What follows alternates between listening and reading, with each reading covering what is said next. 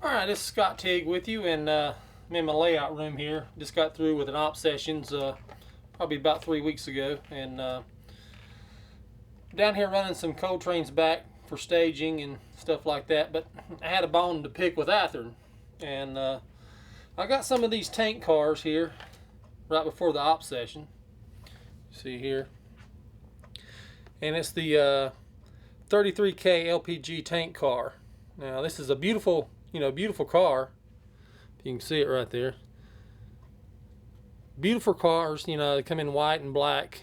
I like them because they're always like tank cars for some reason. The bigger the better. But I got these because, like I said, they're real nicely detailed, real nice car. But the only thing that I got to pick with Athearn is when I had the op session, a guy was running a freight train from Williamson to Bluefield, and he had to stop about 3 or 4 times because the wheels fell out of the trucks. And come to find out, after doing an examination of these tank cars, that the trucks where the wheels set in are kind of bowed out. And like I spend $30 on this car here. I mean, you can probably get them cheaper or a little bit higher. Depends on where you get them. But if I'm going to spend that kind of money on a tank car that's well detailed, should have some nice trucks under it, at least hold the wheels in. But I went to my local hobby shop, and I was asking him, I said, does anybody had any problems with these Athearn tank cars? And he pulled a case out. They come in, these come in 3 of the case. Pulled a case out, and the wheels fell right out of the trucks. So he said, well, take some hot water or blow dryer or whatever, try to bend them back. But, if I'm paying $30 for a car, I'm not going to sit there and do every tank car and bend the trucks back. But like I said, it's a real nice car. But, Athearn, come on. You got to do better than that. If you put a lot of money in the detail of the car, you need to put, some little bit of thought into the truck and make sure the wheels stay into the truck. So I'm not the only one having trouble, and there's probably some feller N-scalers out there that have the same problem. And like I said, I don't think that's a good enough thing for me to spend $30 on a tank car, and the trucks, the wheels fall out of the truck. So that was my biggest gripe. But you see that everywhere now in the model industry. I mean, people throw stuff together, these companies, and then they jack them up high price, and you pay twice as much for them. But that's the model railroad thing today. If you want it, then you got to pay twice for it. So, well, like I said, I'll show you around and show you some stuff I'm just tinkering with. And like I said, I had op session and running some trains back around. And let me pick the camera up and I'll show you what I'm doing. Now here's, back behind me is, flat top. A yard guide, does this yard all session long. There's cars coming in, coal cars coming in from the mines and stuff. So he's got several, stuff to do in the yard here. Here's some of the local power, and probably the yard power, whatever he wants to use. And over here we got some more stuff over here. 2 engines sitting here in the diesel tracks here. And there's my favorite N&W signals, which is pretty soon no longer going to be seen on the Pocahontas, but I'm glad I've got some in N-scale.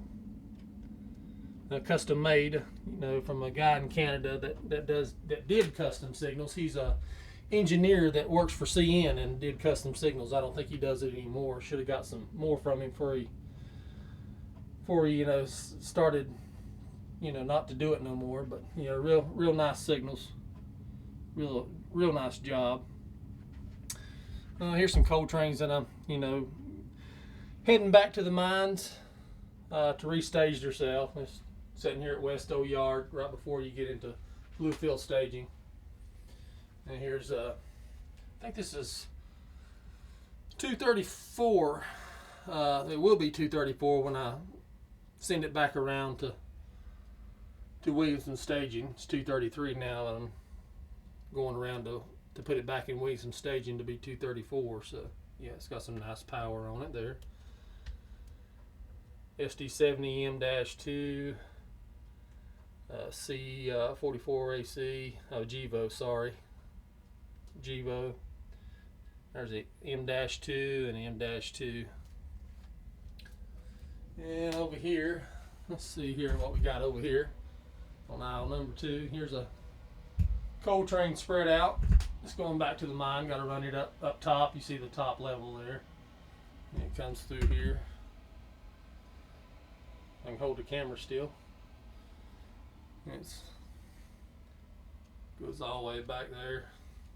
It's going up the Dry Fork branch, which is up here. You can see the bottom level, top level. Then up there is the highway staging.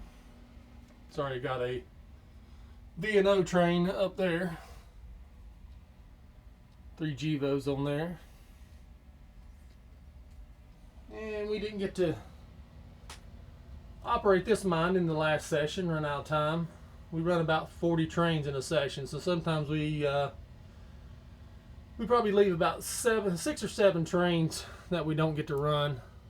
Depends on the crew. I had a light crew this time, so we run more than what I thought we did. Let's go in here and look at the staging yard. Go underneath out the door here. Just put some LEDs in the staging yard on the bottom because it's so dark. There you go.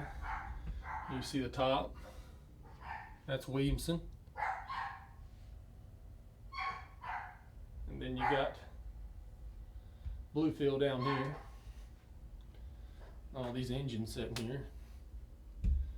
I finally got these staged back, so they're ready to go out for the next session. I typically don't run the same units on each train every time. I usually mix them up and do a variety because I don't want to get in the rut of having the same type of power on the same train. And I usually rotate the cars out of each train, put different cars and stuff like that, and just to mix it up, just to because you don't want the same cars on the same train every time. They get familiar with it and then just don't feel realistic. There's and that's the staging yard. There's another coal train over here. I got to run up. Got all black 4-bay hopper cars on it. It's going through the steps there. And that's about it. About what I've been doing. The PVC train horns is really keeping me busy. So I haven't been posting that much of N-scale stuff. So I just want to, give y'all a shout and, say I'm still here in N-scale and still doing model railroading, still PVC train horns all the time. But like I said, the PVC train horns has really kept me busy. So I had to, get away from the N-scale side a little bit and do that. But just wanted to let y'all know about the Athearn tank cars. That really don't cut it for me. Having a nice car like that and then the wheels fall out, especially 3 times in op session. I mean, just going around the layout. I got 4 different tank cars on a freight, and 2 out of the 4 the wheels fell out of them 3 times. So I don't know what to tell you. All I think is Athearn need to do a better job on your trucks. Well, until next time, see y'all guys later.